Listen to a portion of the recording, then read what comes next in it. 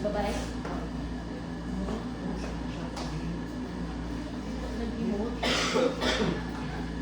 Okay, 10 minutes starts now.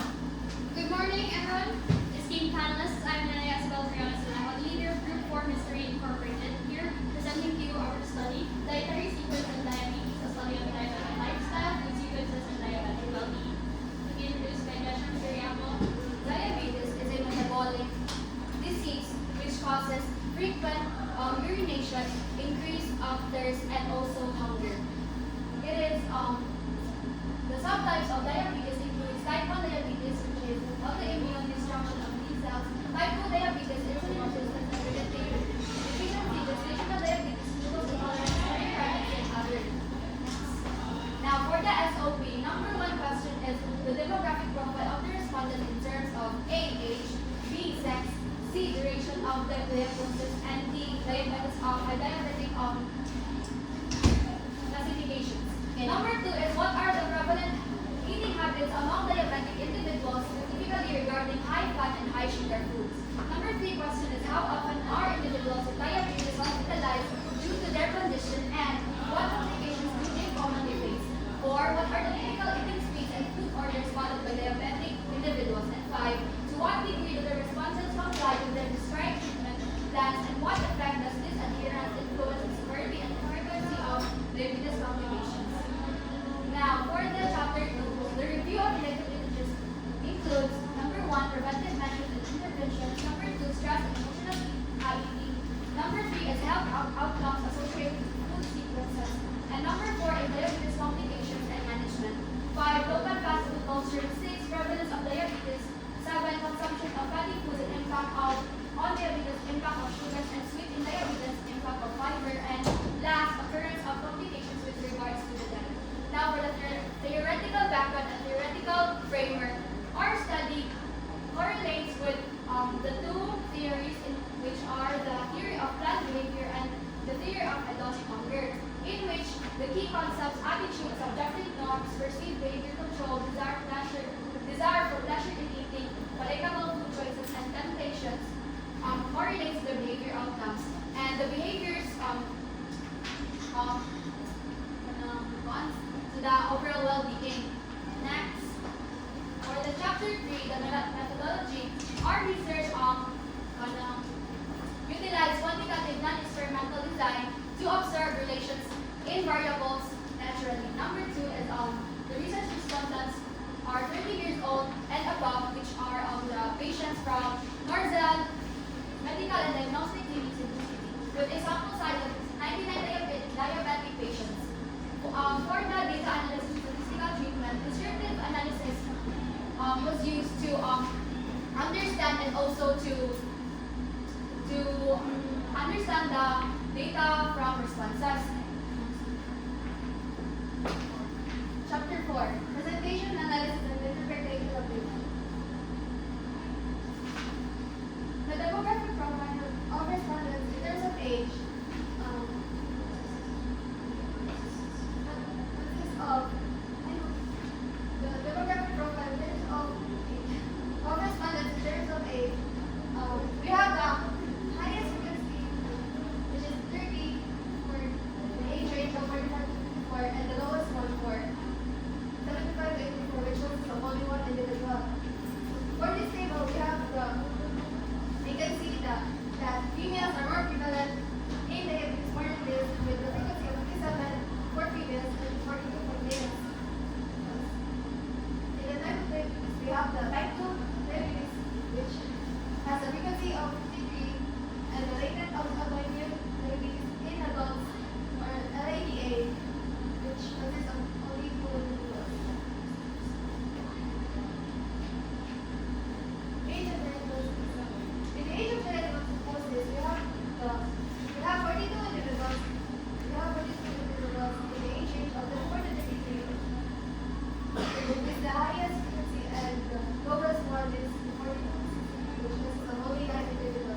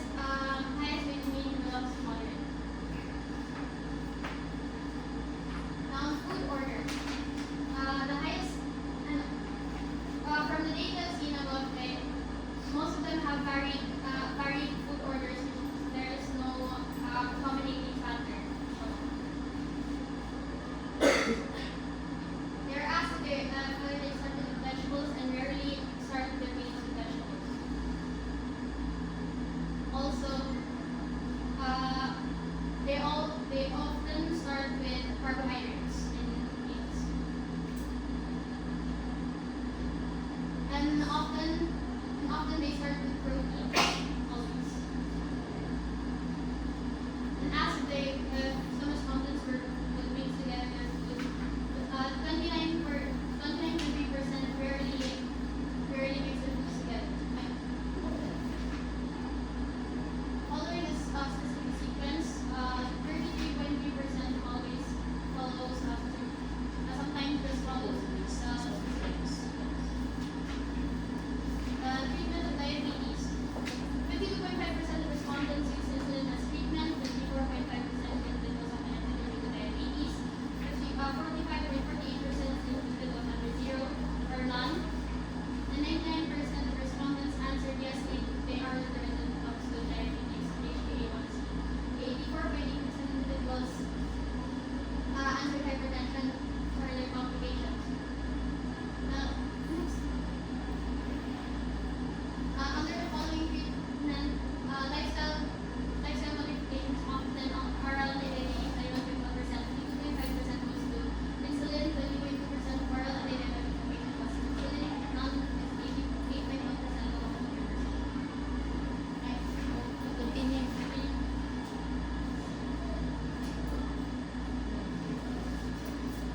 Na-ask on history of admission history due to diabetes. Majority of the respondents answered yes, they have been admitted due to diabetes, but 45.5% have not. Number of times admitted due to diabetes, the average is 3 times. All those that have been admitted. Diabetes complications.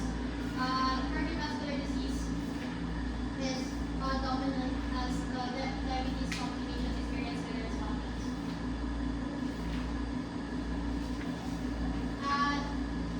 The respondents have 27.3% of respondents have taken the focus examination for endocrinology.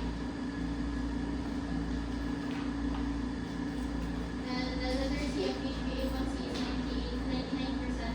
The experience of other complications such as hypertension, dyslipidemia, 84% for hypertension, and 28% dyslipidemia, and 5.4% for non-alcoholic fatty liver disease. Based on their findings, demographic profile of the respondents, the findings reveal that the majority of the respondents are females.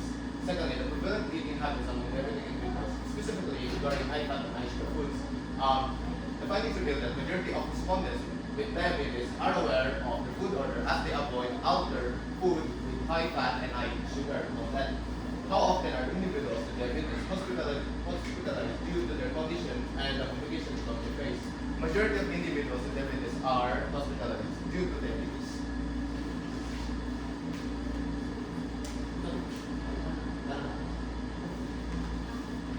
Majority of the respondents reported to follow a fast eating pace, while their food order doesn't have a specific type as some of them follow eat vegetables first, carbohydrates first, or proteins first, and sometimes they mix their foods. Regarding the degree with their hospitalizations, more than half of the respondents reported having hospitalized due to diabetes complications, which highlights the need for diabetes complications intervention. And majority of the respondents would have been administered diabetes medication with insulin as the majority. And lastly,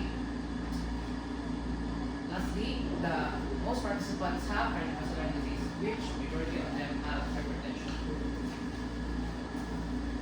So in conclusion, this study investigated the relationship between dietary sequences and the overall health of a diabetic or a person diagnosed with diabetes.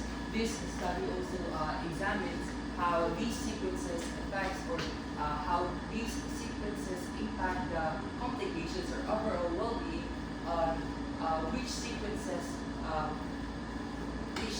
improve diabetic management. And this study, the findings of this study also supported by two existing theory. The first theory is the theory of planned behavior, in which it helps to predict whether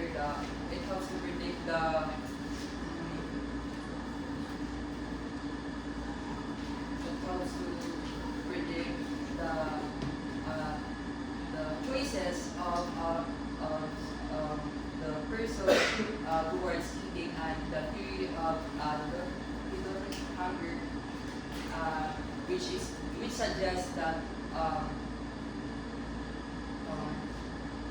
the pleasure intake may lead to unhealthy habits and may potentially lead to diabetes. Now, for the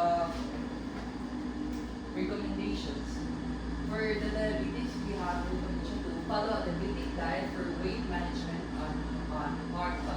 This will help them to regulate their blood sugar level and also to maintain their healthy weight. The next one is take medications and monitor blood sugar levels regularly. This will help them to manage their diabetes more effectively. The third one is to eat a balanced diet. This includes healthy foods such as vegetables, fruits, proteins, and other healthy fats. And the last one is manage stress with management techniques. So this one includes yogas and meditations and other recreational activities that makes your mind at peace. It also it helps them to lower their blood sugar levels and also improve their emotional well-being. Now for the Northzone Medical Clinic, we have here is to modernize the clinic's interior in order for it to look more modern and attractive to the patient's eyes. The next one is reward commended employees. Employees that are commended by the patient should be rewarded in order for their performance to maintain. And the last one is increase social media reach with relevant hashtags. So it is now very evident that we live in a modern world where technology and social media are everywhere. So this will help them to reach more people.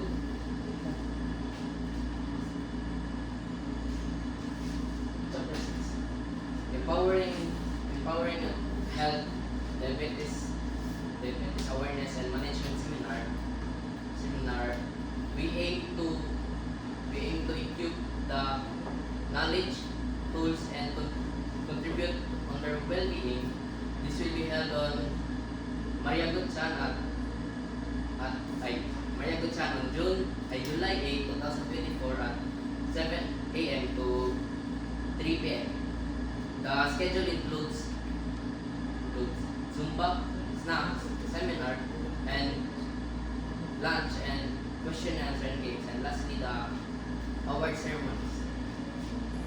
To maintain consistent energy level, spread your meals throughout the day. Begin with protein-rich breakfast with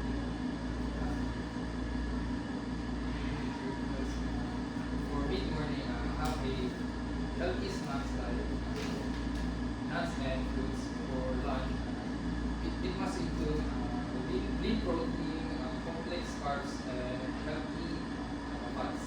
And for dinner, have a balanced meal that consists of protein, carbs, fruits, vegetables, and consume 3 hours before going to bed.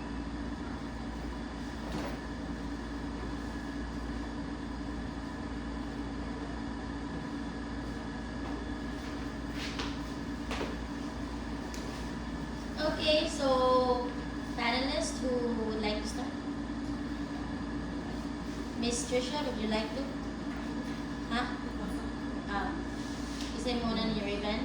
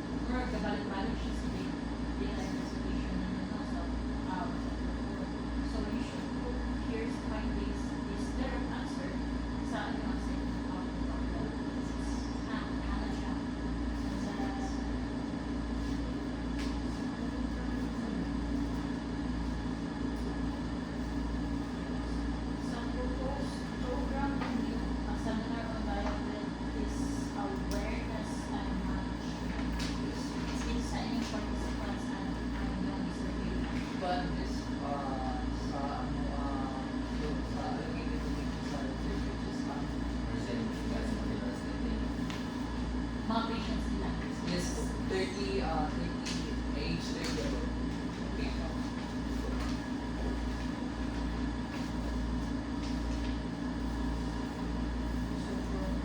Isa mo yung speaker ano? Present po. Mainly the experts is specifically is Dr. De Asis, who has also supervised our research. So kanina dito na din na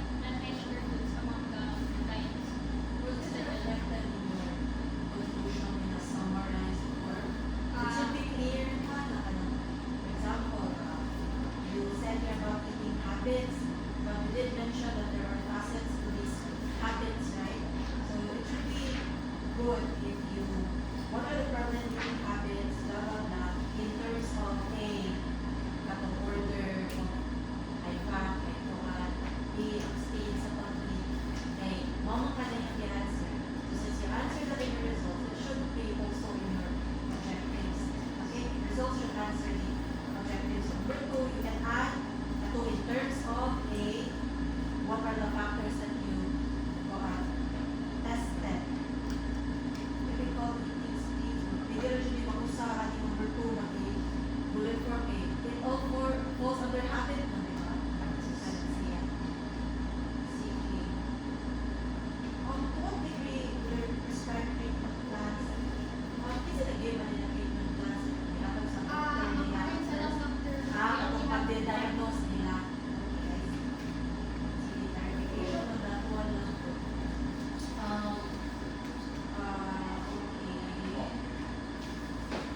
Sa inyong research respondents, I know this was stated in another part of the paper, but everything should have been here in the first place. Kay ang nakalagay Natura, research respondents were diagnosed with Marzel, undergoing treatment. I know in another part of the paper, they mentioned was an age, but essentially, dapat nakita sila dili, right? So, kaya default sila under sa respondents. So, in a easier for your readers to all of the respondent characteristics should fall into the respondent heading. And one question I'm curious about, why do you decide this clinic in particular? There are a lot of clinics that accommodate the diabetic patients. Accessibility for you? What kind of clinic is Marzel like? Is it a primary, secondary? What kind? May lain-lain na may primary diagnostic, who does certain tests. Si Marzel you can look that up na lang, you can put that in place for the readers to paralis, kabalo, what kind of services are offered. For example, in the primary labs, you see na nila, secondary lab, mga chemistry test, like blood sugar, tertiary, microbiology. So, you have to include that app. And I'm not sure the implications I don't know my other brothers na okay na ba nag-mention nila ang clinic? Dili, kung tama ang clinic in Cebu City, in this area. Pwede, privately owned, secondary, diagnostic clinic in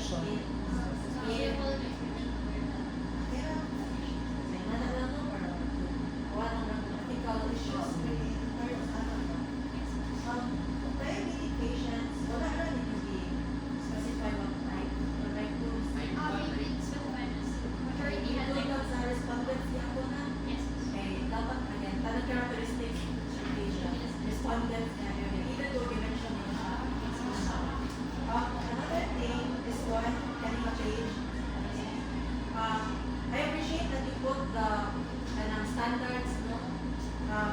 You can make this table again in your own format, but cite the source niya. If you don't copy ang picture mo, murag mas better to do the continue siyang re-tabula, remake in your table, but still cite that this information was not and properly cite ha, yun ang ibutang na way. So, population size, okay, nanisolve mo 95 very good. Ngayon na siyang resolve. Here, no, for the research procedures, honestly, I think the research procedure is very brief, Ragyut. Supposed to be, we should have done this in phases, like phase 1, preparation of the survey tool, phase 2, implementation of the questionnaire, phase 3,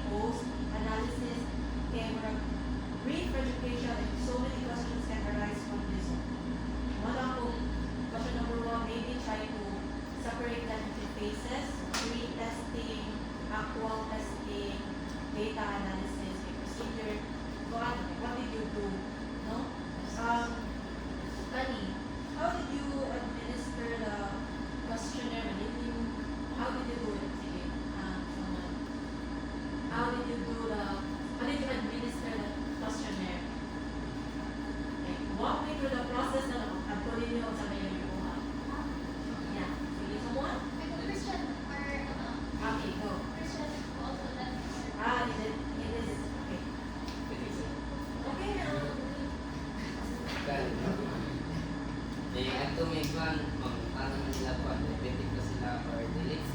Kumain kung diabetic sila, amo sila pa ang zero, so tanan rin nila kung hindi ka cancer. Did you include an ethical consideration? Yes, yes. Wala nang laging sa Congress. Not there is a paper ethical considerations. No, we were not If you have to a section, yes, ay ito naman to tayo. Before administering, dapat na you consent, patient must read. Not when I remember swimming of the respondents, diabetes, wala na mga try to see for how many months, kasi na diabetes, how long. We did ask them for the duration of their diabetes. Okay, nada na sa inyong demographics. Okay. Pero wala rin may exclude whether short term or long term sila. All of them are included. Okay, so again, state lang na wala mo din care how long they were diabetic. Okay.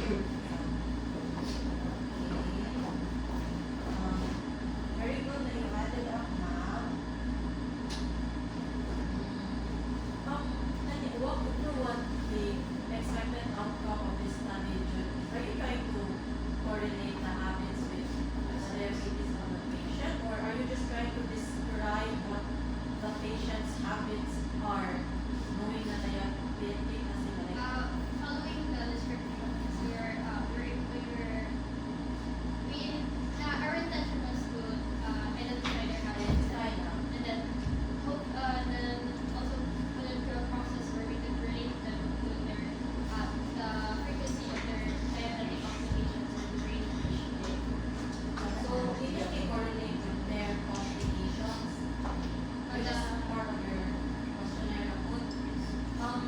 In this type of correlation, did you try to determine which habit, which factor led to certain types of, if, as you can see your study on food, it's all certain manuals. But if you're trying to correlate it with a certain complication of diabetes, you need to do further statistical tests, right?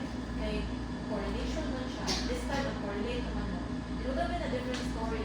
Nato siya. I-describe, mga nilang pagbuhaton mo. Wala ko ilabot if related pa siya sa ilahang symptoms. But if you attempted to correlate the habit, the eating habits with the certain complications, you need to do a differential statistics for that one.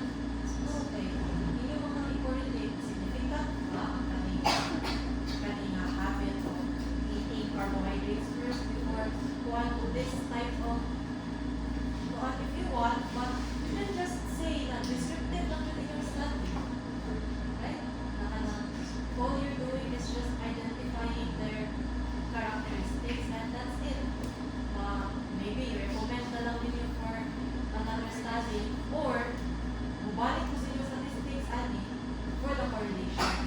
And it's up to you what you want to do. In either way, I think possible rin sa limit na ito na descriptive mo, wala kasi babuhat ang more na yun na lang. Better to do type na correlation, but you have to compute the statistics again. Wala ko man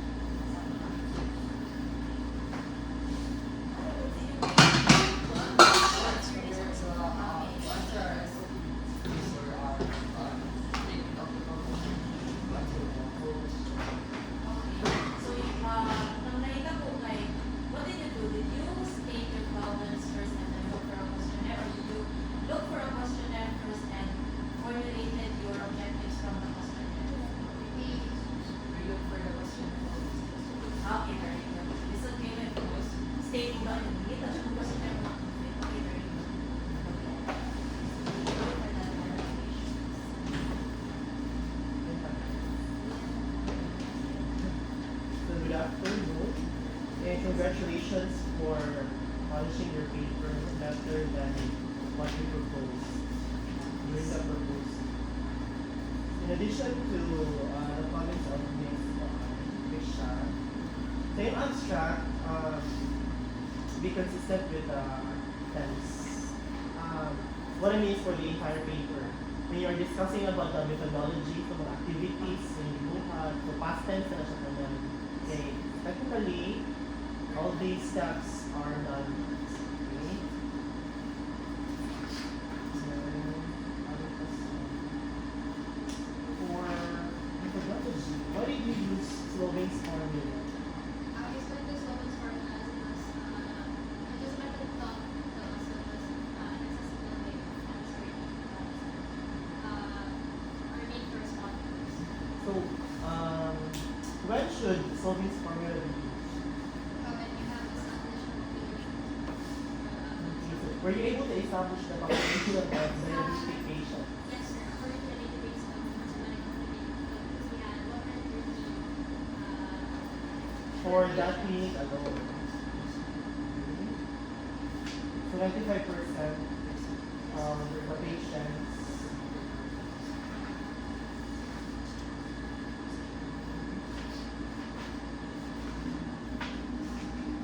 next, presentation of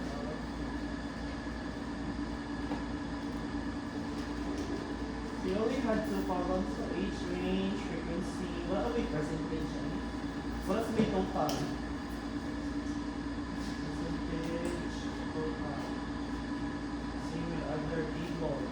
Percentage, total. What's that? Oh yeah, as mentioned by the two panelists, you're only translating your table sa yung discussion ng so no additional information added. So what do these data mean? What do the results mean? They need to interpret, backed by evidences. You need to provide related literature or studies to support your claim, to support your study. To make your results technically acceptable and relevant para dito sa makaingon na sa inyo naman ang study na data, it's not true to other studies. So mas nindot na namin kapareho ang data from other studies para to add more weight to your data. So mauna siya every table. Then face validity lang, do not cut the tables. Photo siya. May iba tables na total na sa next page. So make sure na sa table, one whole page is here. So pwede mo ito reduce yung size sa iyong row. Okay, I think there's too much space for sa one na row. O niya, dahil mga questions mo weighted mean siya, nasa ibang questions sila, hindi siya pang weighted mean. Para sa mga mo gamit yung weighted mean. Diba kung nag-weighted scale. Okay, what kind of food? So, dito mag-weighted mean, ano eh. So, yung mga data, it's confusing. Example sa page 38. Food habits. Do you avoid fatty food? The weighted mean is 2.0. So, cover na siya, rarely. So, what kind of food? Now, yung weighted mean na 9.07. Ano sa mga siya kami? 9.07. But as of my verbal interpretation, 49.1% respondents answered 4. So, ako siguro siya i-reorganize, restructure atong table. First part na itong mga mean, then lower part na itong mga percentage. Pila ka buo, answer ang mean. Hindi na siya ma-answer ang mean and what kind of food. And another thing, buko ang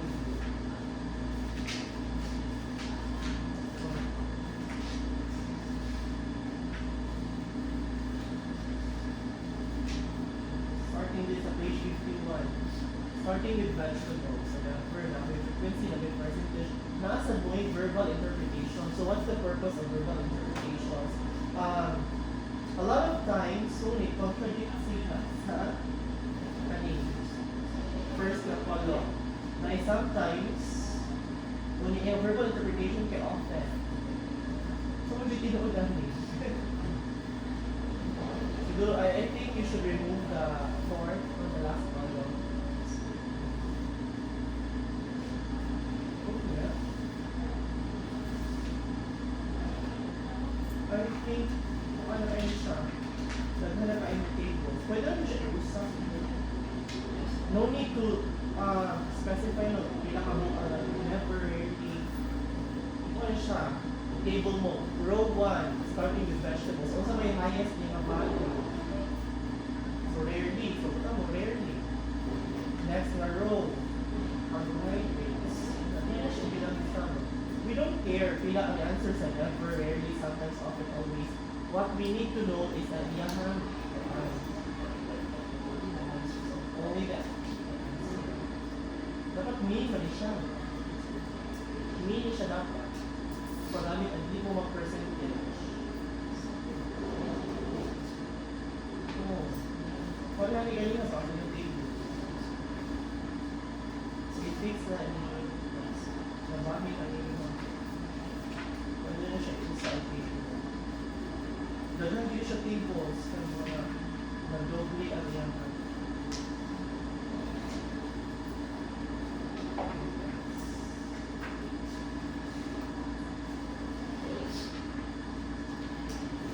Then sa findings, no need to, as mentioned by me, no need to duplicate or clone your chapter for only the highest value to answer your statement on the majority.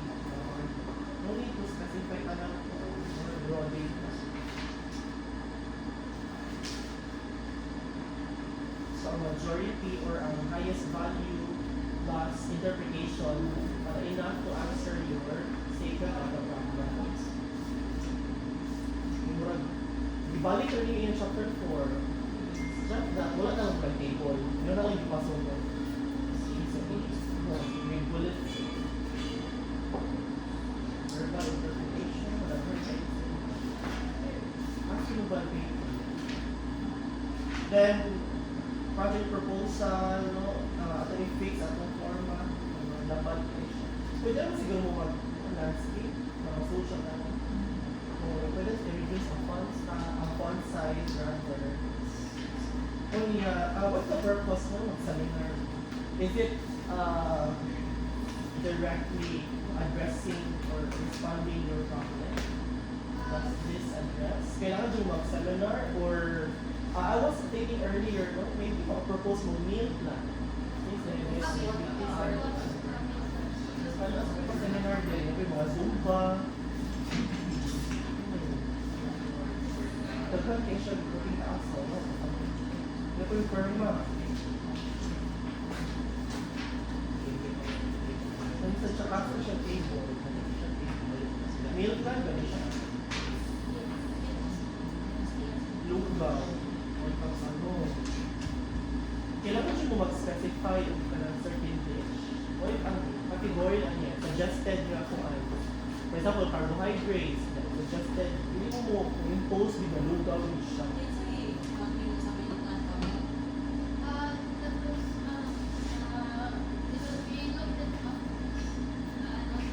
Ano mo mag-adapt eh? Ano mo?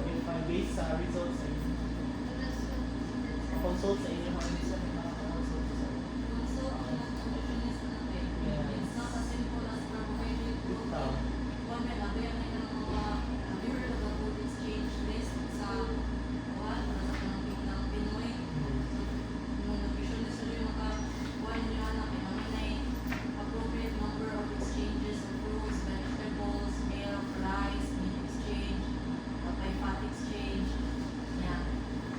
Specialties kaya na diabetes.